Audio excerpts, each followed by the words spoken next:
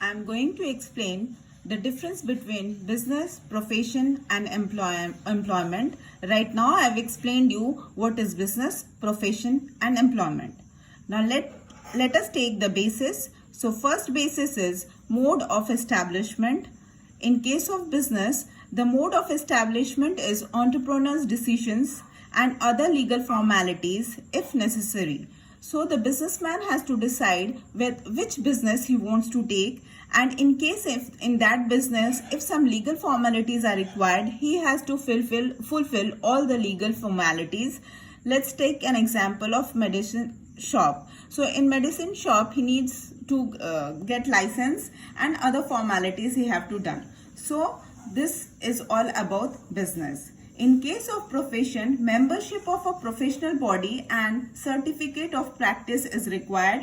That means if the person is a lawyer, then he has to be a member of Bar Council, and a certificate of practice is required.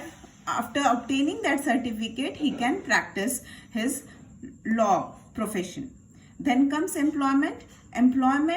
For employment, appointment letter and service of agreement is required, and thus one can enter into employment. Second point of basis is nature of work. Nature of work in case of business is provision of goods and services to public. That means they provide goods and services to public and they earn profit out of it. Here in case of profession, they render personalized services and expert services. So the example, doctor, they give personalized services and their expert knowledge and skills they render, and thus they do their work. In case of employment, performing work as per service contract or rules of service. That means whatever they have whatever it has been written in the service contract, they have to follow it and they have to work according to the rules which is provided by the employer. Third point of basis is qualification. In case of qualification, business required no minimum qualification. So any person who is efficient to do a business can do it. No proper qualification is required.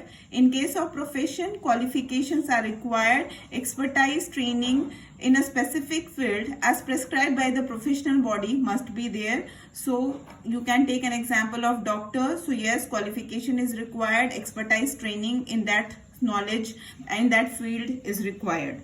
And in case of employment, qualification and training is prescribed by the employer. So whatever qualification, which type of person is required, it is already prescribed by the employer and people apply. Like in case of finance, in account finance department, an accountant is required. So a BCom graduate may be called for that position. So this is known as employment. Now, fourth point for basis is reward or return. In case of business, reward or return is profit. For profession, it is professional fees. And in employment, we get return in the form of salary or wages, depending upon at which level we are working. Fifth point of basis is capital investment. In business, capital is investment as per as the size and nature of business. If the size of the business is big, we need huge investment.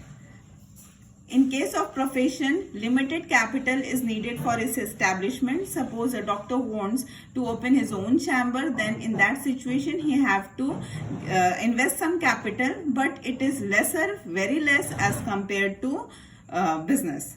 And then comes employment. Here no capital requirement is required. People who is working for the company has to go and work for that company. Then sixth point is risk. For here profits are uncertain and irregular, risk is present. Maximum risk is present in case of business because here profits are uncertain and even it is not regular. In case of profession, fee is generally regular and certain. Some amount of risk still is there in case of profession. But in case of employment, you can say that little or no risk is there because one person will get fixed and regular salary whenever the month is going to end. Now, seventh point is transfer of interest. In case of business, transfer of interest is possible with some formalities, which means that from father the business can go to his son or daughter with some formalities, which is not possible in case of profession because the concerned person has to do his job, and in case of employment also it is not possible because the person who has been employed has to do his or her own job. Now last is code of conduct. So no code of conduct is prescribed. So code of conduct is that one has to follow the rules and regulations. So in business, no such rules and regulations are there, so no code of conduct is required. But in case of profession, code of conduct is to be followed. Like a surgeon has to wear all his gown and surgery mask and what a headgear and etc. before he is going to perform the operation.